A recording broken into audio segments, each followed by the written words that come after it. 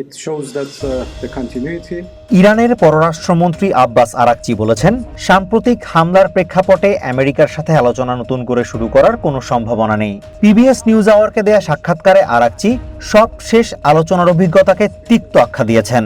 It should come later on, but I don't think the question of talking with Americans or negotiation with Americans once again would be on the table.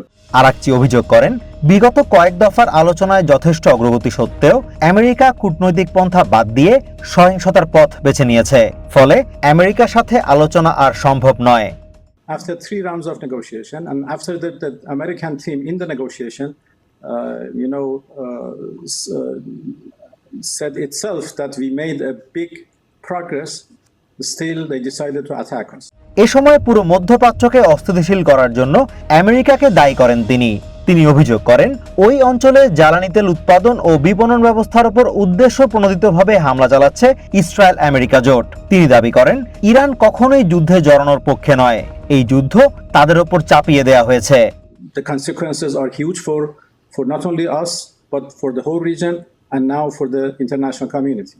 প্রতিবেশী দেশগুলোতে যে অস্থিতিশীলতা সৃষ্টি হয়েছে তার জন্য ইরানের দায় আছে কিনা জানতে চাইলে আরাকচি স্পষ্ট করে বলেন, এই দায় কোনোভাবেই ইরানের ওপর চাপানো যাবে না। So this is the consequence of the US aggression against us. We are not responsible for that.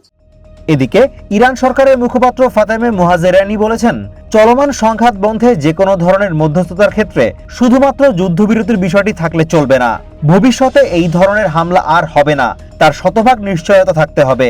এক বিবৃতিতে তিনি আরো বলেন, ইরান এই যুদ্ধ শুরু না করলেও এর সমাপ্তি কিভাবে হবে তা ইরানই ঠিক করবে। Azimur Rashid Kanak, one international desk.